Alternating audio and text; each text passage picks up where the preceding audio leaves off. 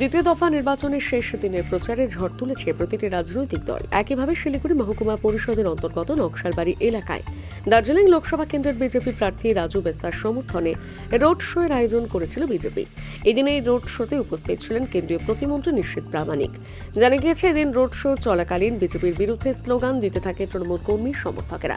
একদিকে বিজেপির স্লোগান, অন্যদিকে তৃণমূলের। এই দুই স্লোগানে সাময়িক পরিস্থিতি উত্তপ্ত হতে থাকে।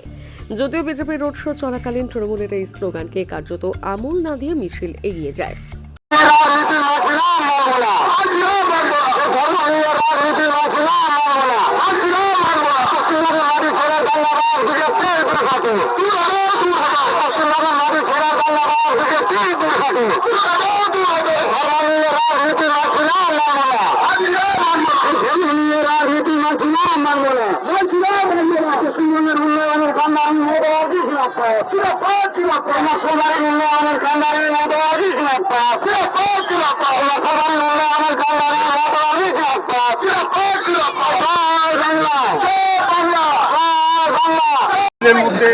তৃণমূলের মাইক চলছে, কি বলবেন?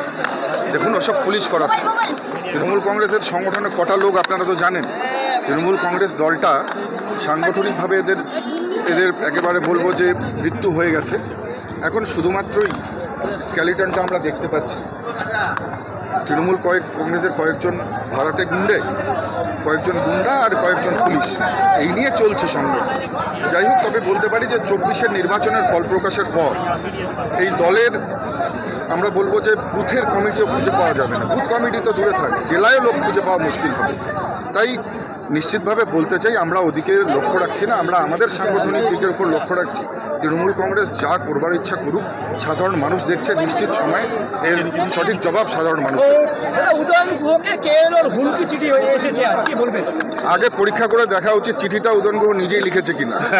আরেকটা কথা আছে, এসএসসির যে দুর্নীতি হয়েছে তাতে যে টিচারদের যে চাকরি যে গেছে, তার জন্য তৃণমূল কংগ্রেস বলছে সম্পূর্ণটাই নাকি বিজেপির জন্যই হয়েছে। তৃণমূল কংগ্রেস যে টাকার পরিবর্তে চাকরি দিয়েছে, আগে প্রথমে যাদের চাকরি গেছে তৃণমূল কংগ্রেসের নেতাদের সেই টাকা ফেরত দিয়ে দেওয়া দরকার।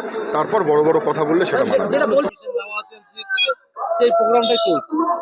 আর আমরা জানি সাধারণ মানুষ এবার বিজেপি উৎখাত করে ফেলবে। সাধারণ মানুষ ওদের পক্ষে নেই। আমাদের যে উন্নয়ন, মমতা বন্দ্যোপাধ্যায়ের যে উন্নয়ন, মানুষ মমতা বন্দ্যোপাধ্যায়ের উন্নয়নের পক্ষে রায় দেবে, এটা তো সবাই জানে। আজকে বিজেপির যে 15 বছরের যে সাংসদ 3বার এখান থেকে জিতেছেন, 3বারের মধ্যে আমাদের মানুষ, আমরা নকশালবাড়িবাসী 3বারে 15 বছর আমরা অলরেডি পিছিয়ে গেছি। তাই আমরা আর পিছুতে চাই না। সাধারণ মানুষের প্রতিবাদ করবে এবং ভোটের মাধ্যমে আগামী 26 তারিখ যে লোকসভা নির্বাচন আছে দার্জিলিং জেলা কেন্দ্রে, তাতে মানুষ কিন্তু জবাব দেবে যে এই বিজেপি দাঙ্গাবাজ বিজেপির এগেইনস্টে মানুষ জবাব দেবে। প্রথম দফা নির্বাচনে দেখা গেছিল একটি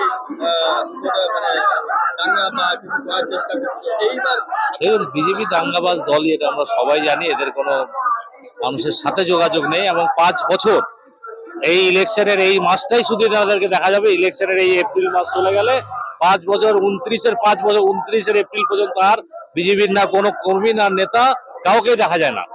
তো এটা আমাদের সবার জানা হয়ে গেছে এবং নকশালবাড়ির সাধারণ মানুষ এটা বুঝে গেছে। এরা এই মাসে এদেরকে দেখা যাবে। এরা বলে না যে হঠাৎ করে আসবে আর ভোট চাবে আর চলে যাবে, তারপরে এদের আর কোনো মানুষের সাথে কোনো জনসংযোগ নেই।